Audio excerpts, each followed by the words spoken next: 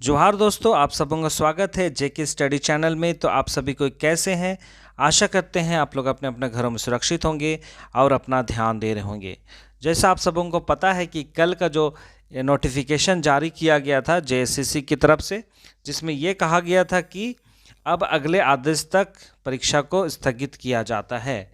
लेकिन आज की जो है, आज का ही दिन की बात है, मतलब वीडियो आज अपलोड, कल भी अपलोड होगा। तो ये तारीख है आपका 12 दिसंबर 2023 का, और ये सामने आ रही है कि जेएसएससी की तरफ से कि उन्होंने अब परीक्षा का डेट को फिर से जारी कर दिया गया है। और ये कहा गया है कि आने वाला जो परीक्षा है वो 21 जनवरी 2024 एवं 28 जनवरी 2024 को राज्य के विभिन्न जिलों में अवस्थित परीक्षा केंद्रों पर किया जाएगा। तो ये सारी बातें हैं, फिर से एग्ज़ाम डेट को लागू कर दिया गया है।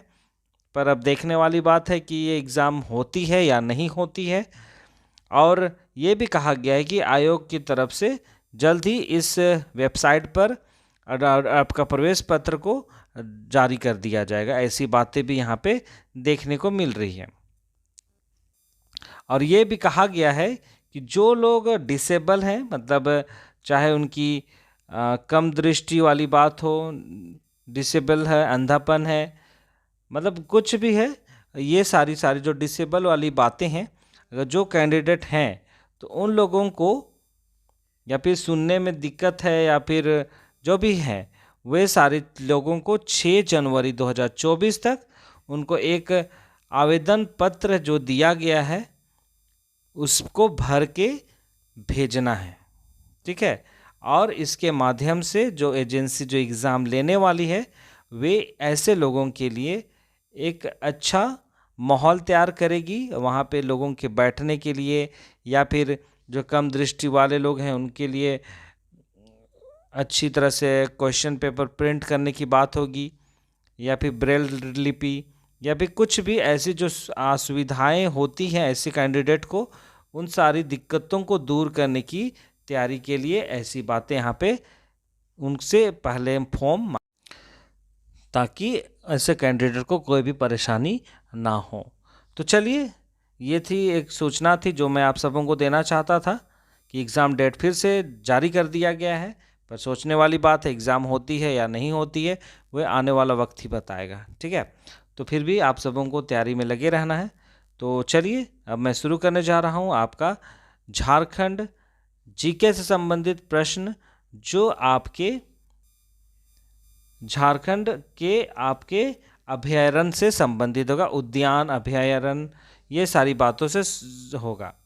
तो आप सबों को इसके माध्यम से ये भी बातें बताई जाएंगी कि इस अभयारण्य का, इस नेशनल पार्क का उद्घाटन कब हुआ, कहाँ हुआ, ये सारी बातें। तो चलिए शुरू करते हैं।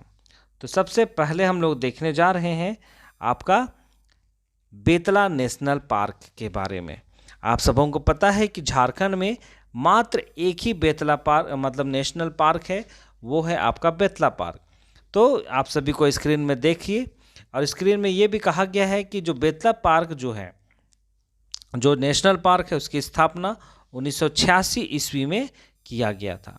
और इस बेतला पार्क का जो क्षेत्रफल है, एरिया है, वो आपका 231.67 वर्ग किलोमीटर फैला हुआ है।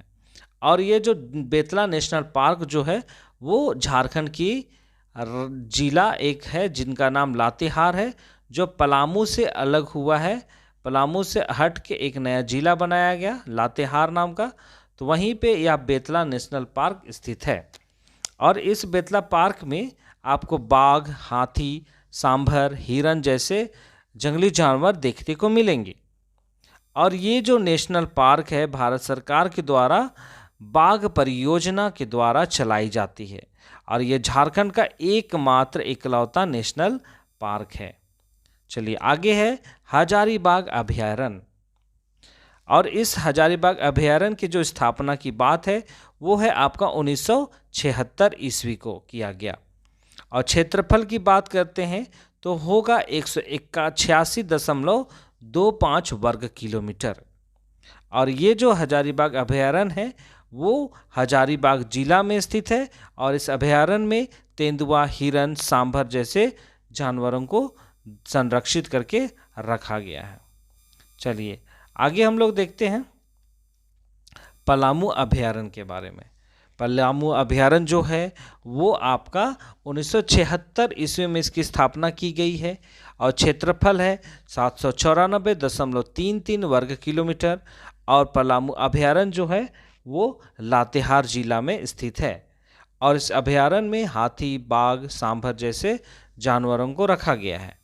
अगला है महुआ डांड़ भेड़िया अभयारण्य। इस भेड़िया अभयारण्य की स्थापना 1976 में की गई और अगर क्षेत्रफल की बात करते हैं 63.7 वर्ग किलोमीटर है और ये जो महुआ डांड़ भेड़िया अभयारण्य जो है वो आपका लातेहार जिला में स्थित है और इस अभयारण्य में आप अगर जाते हैं तो भेड़िया, हिरन, वाइल्ड बोआर्स आदि जैसे जानवरों को आप देख सकते हैं। आगे है दलमा अभयारण्य। दलमा अभयारण्य की स्थापना 1976 ईस्वी में इनकी भी की गई थी और क्षेत्रफल है 193.22 वर्ग किलोमीटर और दलमा अभयारण्य जो है आपका पूर्वी सिंहभूम जिला में स्थित है और इस अभयारण्य में हाथी, तेंदुआ और हिरन को देखा जा सकता है।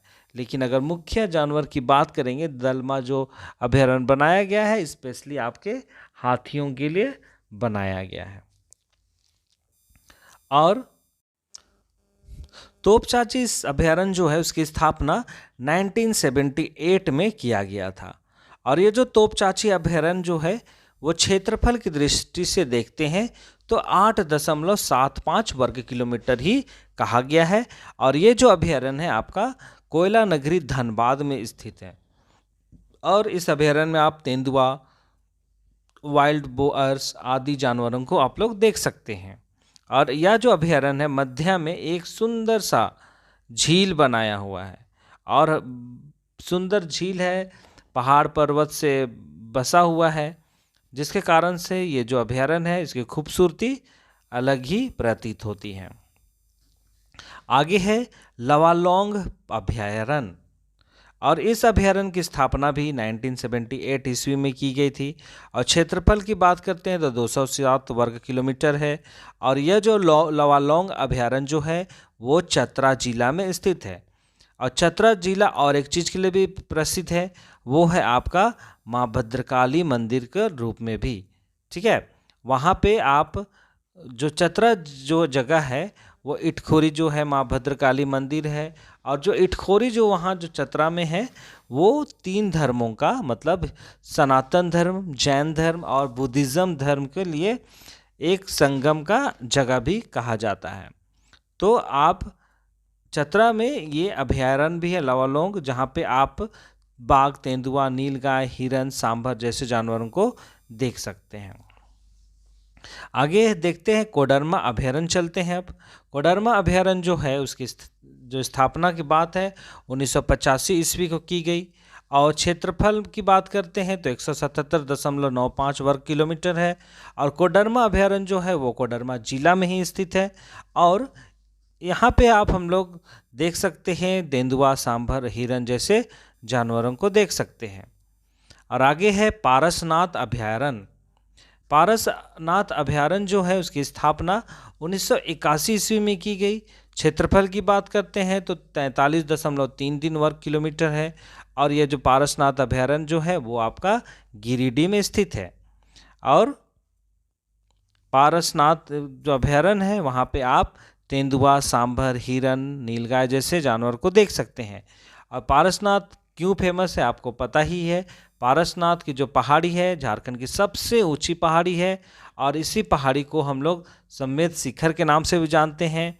इस अभयारण्य या जो पारसनाथ है, जो पारसनाथ की पहाड़ी है वहाँ पे जैन धर्म के तीर्थंकर जो थे पार्श्वनाथ वो यहाँ पे उन्हीं के नाम पे इस पहाड़ी का भी नाम रखा गया है। चलिए आगे चलते हैं। शायद यहाँ पर थोड़ा धुंधला दिख रहा होगा तो थोड़ा सा आप लोग एडजस्ट करिएगा और यहाँ पे आप लोग मेरी वॉइस को सुन के भी आप लोग ध्यान दीजिएगा और सुनिएगा क्या है। अगर वीडियो का क्वालिटी को अगर हाई कर सकते हैं तो कर सकते हैं, शायद इससे दिख जाए। तो चलिए देखते हैं पालकोट अभयारण्य। पालकोट अभयारण्य जो है उसकी स्थापना 1990 ईस्वी में की गई और यह जो अभयारण्य है वो 183 वर्ग किलोमीटर क्षेत्रफल पर फैला हुआ है। और ये जो पालकोट अभयारण्य है वो गुमला जिला में स्थित है। गुमला जिला बॉक्साइट के लिए भी बहुत फेमस है, ठीक है। और इस अभयारण्य में आप तेंदुआ, वाइल्ड बोअर्स को भी देख सकते हैं। अगला है उधवा झील पक्षी विहार। इसकी स्थापना 1991 में की गई और ये जो विहार है वो साहेबगंज में स्थित है। और इस विहार में आप जल कौवा, बनकर, किंगफिशर, खंजन जैसे चीज़ों को देख सकते हैं। और यहाँ पे इस जो झील है, उधवा झील जो है, वहाँ पे प्रवासी पक्षियों का भी दृष्टिगोचर होता है, यहाँ पे मिलन होता है। आगे है जैविक उद्यान के बारे में जानते हैं थोड़ा मोड़ा। तो झारखंड में बिरसा भगवान जैविक उद्यान स्थित है। या रांची जिले के ओरमांझी के यहाँ पे आपका राष्ट्रीय राजमार्ग जो है 33 उसी पे सपही नदी के किनारे में स्थित है। और इस उद्यान की स्थापना 1954 ईस्वी में की गई थी। आगे देखते हैं मगर प्रजनन केंद्र के बारे में। यह मगर प्रजनन केंद्र वर्तमान में शायद बंद हो चुका है, जो रांची जिला में है और रुक्का नामक स्थान पर स्थित है। और इसकी स्थापना जो है IUCN प्रोग्राम के तहत 1987 ईस्वी में की गई थी। आगे हम लोग देखते हैं बिरसा मृग विहार। बिरसा मृग विहार जो रांची जिले में स्थित है, जो वर्तमान में खूंटी जिले में है और खूंटी जिले के कालामाटी नामक जगह पर स्थित है। और इसकी स्थापना की बात करते हैं तो यहाँ पे हम लोग सांभर, चीतल जैसे जानवरों को संरक्षित करके यहाँ पे रखा गया है। आगे है जवाहर नेहरू जैविक उद्यान। इस सिटी पार्क के नाम से भी जाना जाता है। जो ये उद्यान जो है उसको सिटी पार्क के रूप में भी कहा जाता है। यह बोकारो जिले में स्थित है और बोकारो जिले के बोकारो स्टील सिटी में स्थित है, ठीक है।